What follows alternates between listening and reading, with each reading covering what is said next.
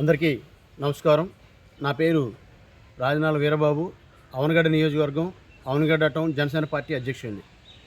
ఈరోజు రాష్ట్రంలో ఉన్న క్లిష్ట పరిస్థితుల దృష్ట్యా ఈ యొక్క జగన్మోహన్ రెడ్డి అనే రాక్షసుడిని ఈ రాష్ట్రంలోంచి వాళ్ళ అధికారంలోంచి దింపేయాలనే ఒక ఏకైక ఆలోచనతో ఈ రాష్ట్రంలో ఉన్నటువంటి తెలుగుదేశం, జనసేన, బీజేపీ 3 పార్టీలు కూడా ఏకమై మూకుమ్మడిగా ఒక కూటమిగా ఏర్పడి ఈ యొక్క ప్రభుత్వాన్ని ఏదైతే రానున్న రోజుల్లో కూటమి ప్రభుత్వాన్ని ఏర్పాటు చేసి ఈ ప్రజలకు మంచి చేయాలనే ఉద్దేశంతో సంకల్పించినయో దానిలో భాగంగా ఈ అవనగడ్డ నియోజకవర్గంలో జనసేన పార్టీకి ఈ అవనగడ్డ నియోజకవర్గం తరపున అవకాశం వచ్చింది. ఈ జనసేన పార్టీ నుంచి అవనగడ్డ నుంచి శ్రీ మండల బుద్ధప్రసాద్ గారు పోటీ చేస్తున్నారు.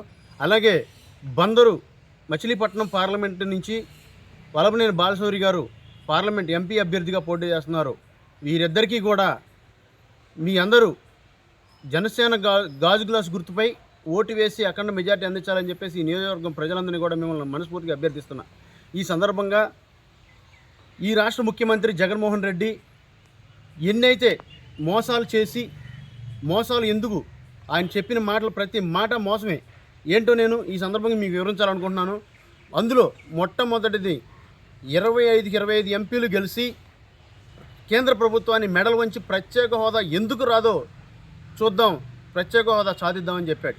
మరి 22 మంది ఎంపీలను గెలిచి ప్రత్యేక హోదా పొందకుండా ఈ రాష్ట్రానికి రాజధాని లేకుండా తన యొక్క వ్యక్తిగత అవసరాల దృష్ట్యా తన యొక్క కేసులు తప్పించుకునే దృష్ట్యా కేంద్ర ప్రభుత్వం దగ్గర మోకరిల్లినటువంటి పరిస్థితి ఈ జగన్మోహన్ రెడ్డిది. మరి ఈ మాట చెప్పి ఈ రాష్ట్ర ప్రజలందరినీ మోసం చేసినట్టు కాదా జగన్మోహన్ రెడ్డి గారని నేను ఈ సందర్భంగా మేము అడుగుతున్నాను. అలాగే ప్రతి రైతుకి కూడా పంట పెట్టుబడి కాలంలో అవసరమయ్యే పెట్టుబడికి అవసరమయ్యే నిధులు నేను అందిస్తాను, దీనికోసం ఇంత కేటాయిస్తాను, 12,500 రూపాయలు నేను ఇస్తాను అని చెప్పి వాళ్ళ పంట వేసుకోవడానికి కాదు, పంట అంతా అయిపోయి వాళ్ళ యొక్క పంటలు దెబ్బతినే సందర్భంలో మీరు దఫాలుగా ఇవ్వడం రైతులను మోసం చేయడం కాదా? మీరు ఆ విధంగా రైతులను మోసం చేయలేదా? అలాగే ఉద్యోగుల విషయంలోకి వచ్చేటప్పటికి నేను అధికారంలోకి వచ్చిన వారం రోజుల్లోనే సిపిఎస్ రద్దు చేస్తానన్నా అని చెప్పారు. మీరు అధికారంలోకి వచ్చిన వారం రోజుల్లోనే సిపిఎస్ రద్దు చేస్తామన్నా మీరు 5 సంవత్సరాల కాలమైన ఇంతవరకు రద్దు చేయలేదు కదా. మీరు ఆ విధంగా ఉద్యోగస్తులను మోసం చేయలేదా? అలాగే అంగన్వాడీ టీచర్లకి, ఆశా వర్కర్లకి, హోంగార్డులు, పోలీసు హోంగార్డులకి ఇటువంటి వారందరికీ కూడా తెలంగాణలో కంటే 1,000 రూపాయలు నేను అదనంగా శాలరీ ఇస్తాను, మీ అందరి జీవితాలు బాగు చేస్తానని చెప్పి మీరు చెప్పిన మాట నిజం కాదా? మరి ఆ రోజున మీరు వాళ్ళకి కావాల్సిన 1,000 రూపాయలు అక్కడికంటే 1,000 రూపాయలు ఎక్స్ట్రా కాదు, మీరు ఇవ్వాల్సిన జీతం మాకు చాలటం లేదు, పెంచండి రా బాబు అని ఇన్నాళ్ళు గొడవ చేస్తుంటే మీరు వాళ్ళని కొట్టించింది, రోడ్ల మీద తొక్కించింది, వాళ్ళ ఉద్యోగాలు లాస్ చేసింది మీరు కాదా? మీరు ఆ విధంగా ఉద్యోగస్తులు మోసం చేయలేదా అని మిమ్మల్ని సందర్భంగా అడుగుతున్నా. ఇన్ని మోసాలు చేస్తున్నారు మీరు. ఇంకా చదువుకునే విద్యార్థుల కోసం అంతకుముందు నుంచి ఉన్న పథకాలు అనేవి ఉన్నాయి. మీరేమి చెప్పారు?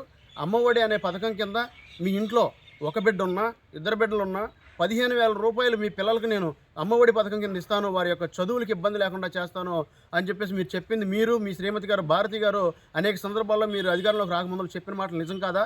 మీరు వచ్చిన తర్వాత ఏం చేశారు? 2 పిల్లలకు కాదు, ఒక పిల్లకే ఇస్తామని చెప్పారు. దానికి సిద్ధపడ్డారు ప్రజలు. ఆ ఒక పిల్లకు కూడా ఏం చేశారు? మీరు 2,000 రూపాయలు తీశారు, 13,000 రూపాయలు ఇచ్చారు.